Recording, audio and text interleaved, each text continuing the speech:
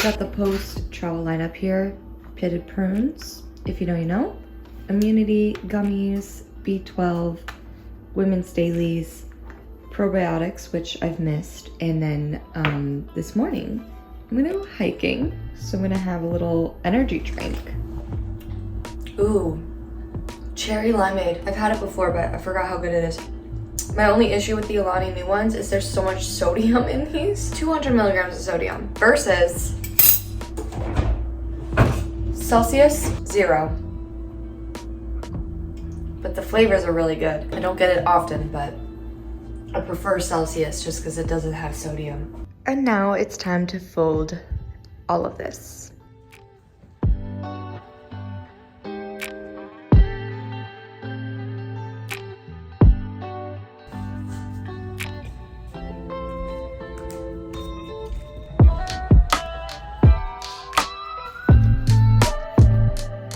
This might sound really lame, but I am so proud of myself because normally I would be watching YouTube videos during my morning, like taking my vitamins, folding the laundry, cleaning the house, making my bed. I would have someone's video going on. And I'm really working to be more present and stop consuming so much content because I've been finding that I'm either consuming 50% of the time and then the other 50% of the time I'm creating. So there's literally nowhere in between for self-reflection. There's no time, there's no capacity, there's no quiet. And I'm really, really proud of myself for spending the last 30 minutes alone in silence. That doesn't happen. So it's a small little victory for me. I'm getting ready to go hiking. I'm just really proud of myself because I feel like more than ever I've been consuming as much, like just so much content all the time. And I talk about this a lot, and I talk about this a lot in therapy, and I talk about this a lot in acting. And I'm just realizing, like, in order to be the best version of myself, the best, most authentic actor, I need to know what I'm thinking and how I'm feeling. And how can I do that if I'm constantly consuming other people's freaking content? I think it will seep into my acting, which will then seep into all the different pockets in my life, making me a more well-rounded person. And it's really gonna help with my my struggle recently to feel present and feel satisfied. Profound shit at 8:30 in the morning on a Monday, but hey, that's what getting your ducks in a row means, then I'm here for it, because it's, you know, it's time we have these difficult conversations with ourselves, like figure out what's working, what's not. What's working is my caffeine, and I'm gonna go hiking.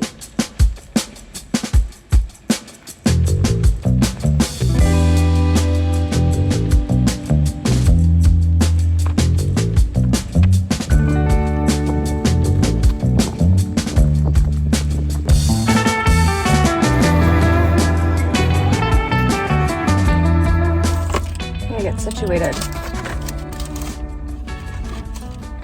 Got a little juice to kick off the week. I like these Vive. Spicy. That hike was amazing. It was everything I needed. And then I'm in the area. I'm like, there's an Alfred's here. And it's been so long since I've had an oat milk latte. Oat milk anything. It's delicious. I did 3 shots of espresso, oat milk latte, light vanilla syrup, cinnamon, and then I added some stevia. But it's really like thick and rich and creamy, and the Alfred's that's by me hasn't opened yet, so it's kind of like tempting me. And I've driven past this Alfred's so many times. It's just like a bougie coffee house, for those of you that don't live in LA, but they have really good lattes. It's just expensive. I don't go a lot, but I hiked for like a little over an hour. It was 4 miles. Felt really, really good. I'm sweating. Let's get out of here.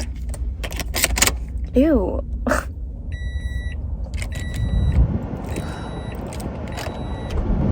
Let's go.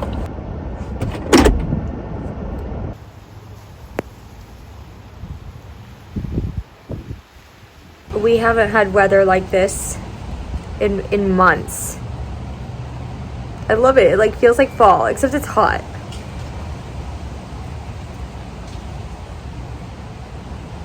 Did you see that lightning?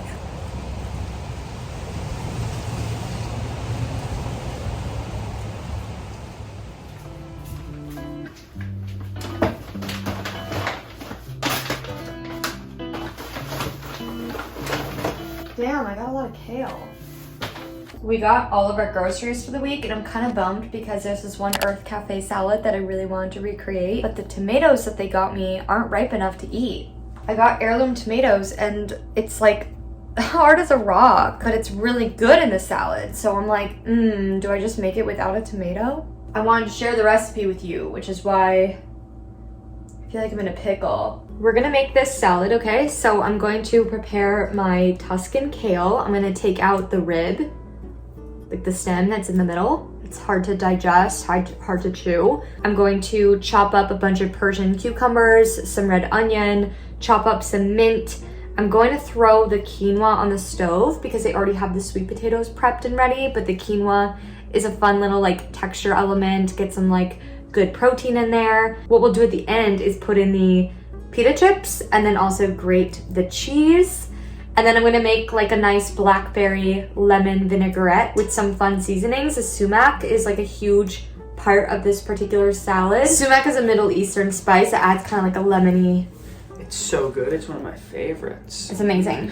Oh my lord. I know, but look at the heirloom tomatoes. They're not ripe enough for this, so we're gonna not have the tomatoes in it. This is ripe? No, that's not ripe. No. It's meant to be a red tomato. It's green. No, that's the heirloom. Like, that's the heirloomness of it. They come in this color. What? Try that one. This feels hard as a rock. This doesn't, regardless of the color, it doesn't feel the way a tomato should feel. I say you give it a try. Maybe. Nice! But they will be good. It is imperative that we do massage the kale. Whatever the fuck that means. We're gonna make the vinaigrette. So I'm going to squeeze the juice of 1 lemon. If you haven't purchased one of these yet, please frickin' do. I waited way too long. This is a like ingenious genius. I can't live without it. It makes it so easy to make your own dressing. Add in the rest, no, that's a lot. Like 1 to 2 tablespoons of olive oil. If you have pomegranate molasses, that's where that would come in, but I don't, so I'm gonna use this blackberry vinaigrette. But because it's gonna be really strong, because it's a vinaigrette, I'm going to do, add a little bit of stone ground mustard to kind of cut through that like acidity. This one does the trick. Then we're going to season the dressing with salt, pepper, sumac, as mentioned before, some paprika, and then garlic powder, and then I'm gonna try it, and if I want a little bit of a kick, maybe we can add in some red pepper flakes, but I don't think that's gonna be necessary. Oh, that's so good. All right, I'm not gonna pour all of the dressing, because I did make a lot. The quinoa is really hot, but I didn't really wanna wait. Gonna add in some of these potato wedges and grate some of this cheese. Now I'm taking pita chips and crushing them up. Let's try it. Oh my god. Needs a little more salt, a little more sumac, little scoop more dressing. Holy crap. Nick is a lucky guy. Good morning. I've had way too much caffeine today. I feel like unstable. Just casually feeling unstable. Oops, did not mean to over caffeinate the way that I did, but when I went on a morning walk, I was going past Starbucks. Kind of happened. Did I need a venti? No. Did I get one? Yeah. So that's what I've been doing. I really need to get my hair trimmed. I hate it when my hair, like when my bangs grow out, but I need to talk to my manager about it and make sure it's all good to get a trim, because now that I have a manager, you just have to kind of talk to them about your appearance when you want to change things, just so everything looks consistent. Like, you don't want your headshots to look different than a self-tape or like a live Zoom audition. That's just not what you want. I need to email my manager about that and make an appointment. Long story short, I'm about to go meet up with my sister at the nail salon. These will be no more. They're super grown out. I need to actually put a shirt on. Are you talking to me? Yeah, will you help me make that salad? I'm about to run to the nail salon. Speaking of that salad last night, if you are in a similar physical position to me, the kale effed me up. I'm just gonna say that. I am even more unable to do what I need to do than I was before, and I was already struggling. Nick is so loud right now. Yeah, basically if you have a diet that requires heavy probiotics, heavy prunes in the morning, I would not advise using kale. I'm backed up. I got my left hand. I like that one, it's super gray.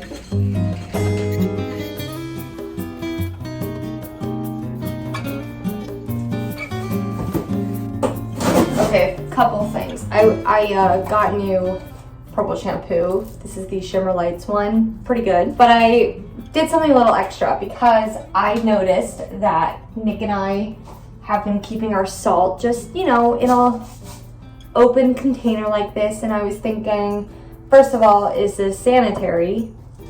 Second of all, is there a cuter way to display this and have this still be easily accessible and on the counter? And then I remembered I've always wanted to try the Maldom flaky sea salt and a spice cellar. It basically helps keep the spices really fresh. Ooh, cool. These are like big flakes. I don't know what I was expecting. That's really, really salty.